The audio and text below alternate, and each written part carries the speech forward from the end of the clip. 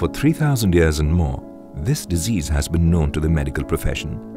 And for 3,000 years and more, humanity has been knocking at the door of the medical profession for a cure. Cancer is not a curse. It's not a punishment. It's a problem which we need to solve. Cancer is one of the leading causes of death around the globe. In India alone, more than 500,000 people lost their lives to cancer in 2010. I think there's a growing rate of cancer in India and also growing interest in prevention, treatment and cure of various kinds of cancer. And yes, it's a dynamic area and a very important area for the future. Number of patients, which are too many. The lack of facilities, like we don't have still a good number of hospitals. The number is small for the larger population. 1 out of 8 Indian women and 1 out of 10 Indian men are expected to be diagnosed with cancer after the age of 35. Just for cancer therapy is to come up with, obviously we still need cost-effective either prevention or cure. More than 30% of cancer could be prevented by making the right lifestyle choices. Avoiding tobacco, having a healthy diet, being physically active, and resisting infections that may cause cancer. As we're coming up with more and more targeted therapies and highly innovative therapies, the challenge is going to be to maintain an affordable innovation and keep India abreast of the latest therapies that are available around the world.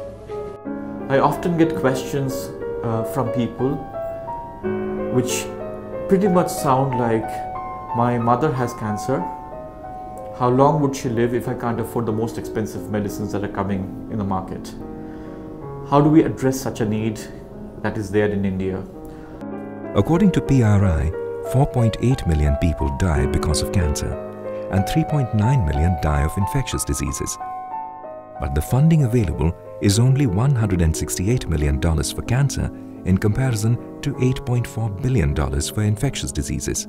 Although the 5-year survival rate of adult cancer has increased by 18% in the last 4 decades, there is still a long way to go. The money poured into cancer research is hardly enough to carry out innovative research projects, which can bring a paradigm shift in dealing with the stubborn disease.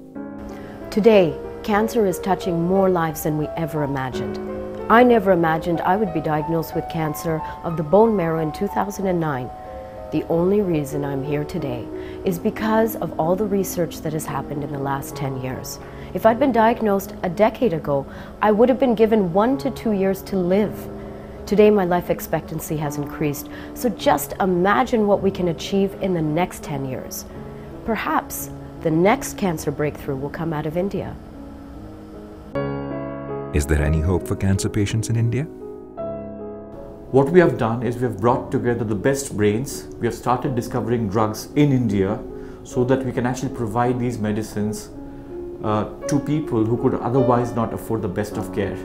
So the best way to kind of cure cancer in India would be to make our own medicines which are more effective but at the same time safer and are accessible to the mass population.